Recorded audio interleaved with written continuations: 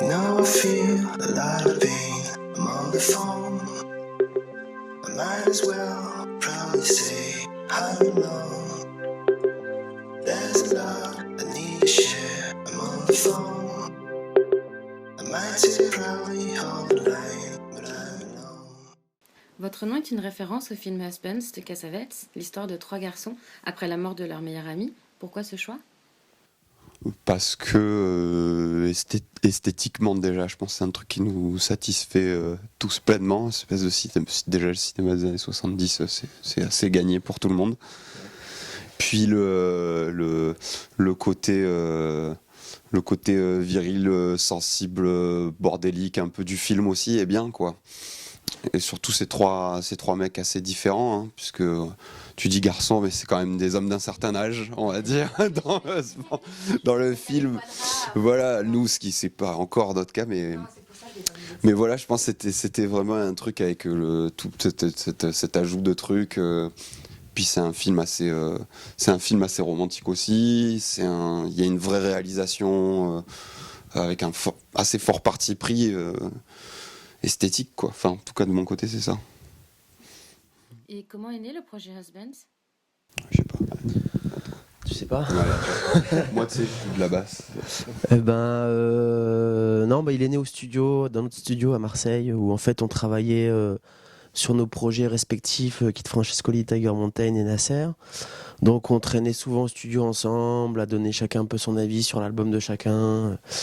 Et il y a un moment où on a eu un peu de temps libre, on a commencé à s'amuser un peu plus tous les trois et à faire des morceaux ensemble. Donc c'est né sans trop réfléchir en fait, assez naturellement comme ça, à faire des morceaux ensemble. Et voilà, au bout d'un moment, on s'est dit on va trouver un nom à ces morceaux-là qu'on a fait ensemble. Voilà, c'est né comme ça. Au vu de vos sensibilités musicales propres, qu'est-ce que chacun apporte à Husbands?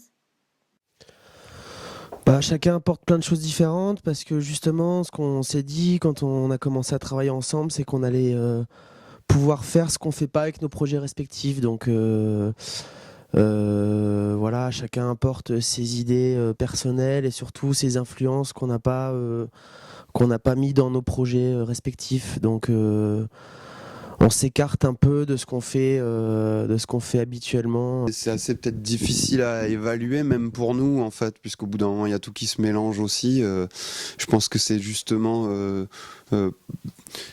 plus dans le fait que c'était des choses assez spontanées et que c'est pas un projet qu'on a construit, mûri, peaufiné comme on a pu le faire avec chacun de nos trucs perso qui sont vraiment le fruit d'un truc où tu avances toujours dans la même optique avec une idée assez précise de ce que tu veux faire, comme on n'avait pas vraiment d'idée.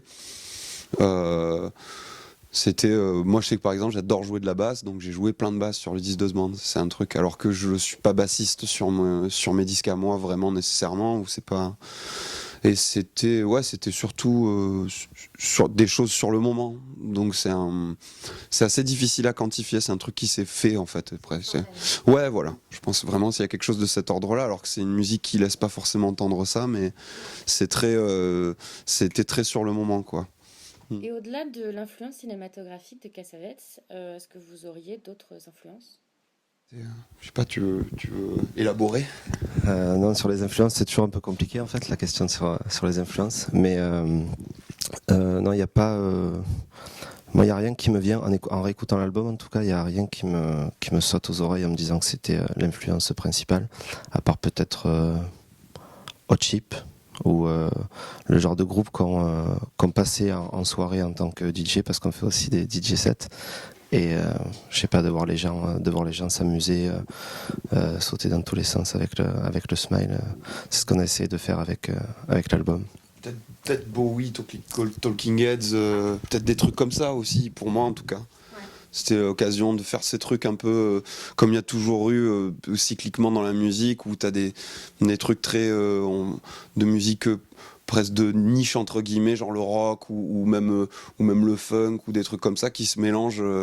Ambiance New York début des années 80, où finalement tu pouvais avoir un groupe de punk avec des percussionnistes black qui jouent derrière. Pour ça, moi je pense à Talking Heads, ou la période un peu fin 70 de Bowie, avec des mélanges synthétiques, organiques, où moi je pense, moi c'est de mon côté c'est ça qui ressort beaucoup plus que des trucs peut-être plus actuels ou comme on n'a pas vraiment fait d'effort de production pour coller à l'époque non plus, j'ai pas l'impression. C'est peut-être ces trucs-là qu'on écoutait justement des groupes qu'on passe en soirée, quoi. Je pense. Et donc, dans le processus de création, qui fait quoi? La plupart du temps, c'est parti d'une boucle de Simon. Mais après, moi, ce que j'ai bien aimé dans la conception du disque, c'est que effectivement, c'est Tiger qui faisait assez souvent les basses ou qui écrivait des paroles, mais on s'est retrouvé à faire, à aussi par moment faire jouer la spécialité de l'autre, en fait. Comme c'est Tiger qui a pu faire des thèmes, alors que c'est ce que j'essaie de faire le plus souvent sur mes disques. Ou comme j'ai fait des guitares, alors que j'en ai jamais fait sur mes disques. Et donc c'est ça qui était bien, c'est de jouer un peu de mélanger un peu les rôles et de pas, parce que si en allant dans quelque chose de trop cloisonné, on allait finir par faire toujours le même morceau. Et c'était plus la base, donc comme je te disais, c'était les boucles de Simon au départ, mais après ça a été une espèce de shaker, quoi. Pourquoi Spy en fait? Pourquoi vous avez choisi Spy? Vous aviez d'autres choix ou d'autres... Ouais, on a eu quelques opportunités pour sortir. Mais en fait, on cherchait déjà un label. Enfin, c'est pas qu'on cherchait un label, c'est on a préféré se diriger dans le monde indépendant, indie, parce que justement, on voulait garder un peu cette intégrité avec Us Bands, où on voulait pas qu'il y ait des gens qui nous disent faites ça, on vous propose ça. Nous, on a toujours essayé voulu garder le contrôle sur tout, c'est-à-dire de faire la musique qu'on a envie de faire uniquement.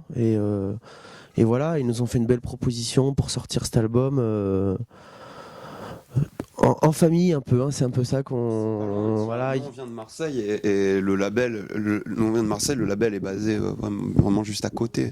C'est tout par chez nous en fait. Et c'est assez plaisant justement d'avoir cette proximité avec les gens avec qui tu bosses parce que si on veut se faire un point, on fait 20 minutes de bagnole et puis on se retrouve quoi. Enfin, pour schématiser, ouais, c'est quand même assez facile. Et c'est vrai que vu que nous on est assez indépendant au niveau de la manière dont on produit les choses, c'était bien du coup d'avoir de toutes les opportunités qu'on a eues, d'avoir celle-là qui est un truc de proximité où en plus de la même manière que nous on commence à maîtriser cette idée d'indépendance, de production, etc. Eux-mêmes lancent le label. C'est le premier album du groupe, donc il y a tout ça qui fait qu'il y a toutes les c'est plein de bonnes volontés en fait, aussi bien de notre part que de la leur, vu que c'est un début quoi.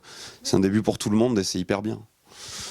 Et comment on pourrait qualifier la musique d'Us Bands, si c'était un endroit, un moment, une heure? Moi j'ai l'impression que c'est... Non mais c'est important parce qu'on s'est posé la question aussi. Il y a toujours une étiquette à poser sur un groupe où la première réaction qu'ont les gens à l'écoute du disque ou en voyant les groupes sur scène. Et moi j'ai juste l'impression que c'est la musique de trois potes qui veulent rigoler ensemble. Un peu comme le film, en fait on en revient au film parce que c'est le cas. Bon, dans le film, c'est un peu plus noir parce qu'ils s'échappent en gros de leur train-train parce que c'est presque vital en fait leur escapade. Mais non, moi c'est ça, c'est juste des potes qui prennent du plaisir et on a beaucoup rigolé en studio en le faisant et moi j'espère que ça se ressent sur le disque et que ça va se ressentir sur scène aussi. Vos clips ont une certaine esthétique et portée cinématographique. Est-ce que vous en êtes aussi à l'origine? Pour moi, c'est moi qui parle. Non, pas du tout. Non, ça, c'est pas spécialement nous qui en avons décidé.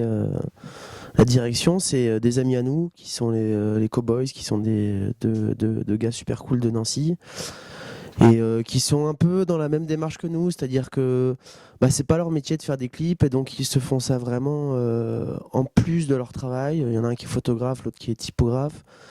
Donc bon, ils sont un peu dans ce milieu-là, mais c'est la première fois qu'ils sont partis dans cette direction de faire de la vidéo. Et je crois que ça leur a bien réussi parce qu'ils nous ont sorti 3 clips aujourd'hui qu'on apprécie beaucoup. Et ils ont réussi à justement à retranscrire la musique qu'on fait et ce qui s'est passé dans notre studio sur nos petites télés. Donc on est super fiers de ça.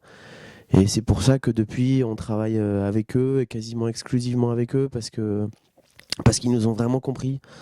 Donc voilà, ils ont réussi à mettre une image voilà, à nous faire une esthétique, quoi, sans effort, ouais, ça c'est.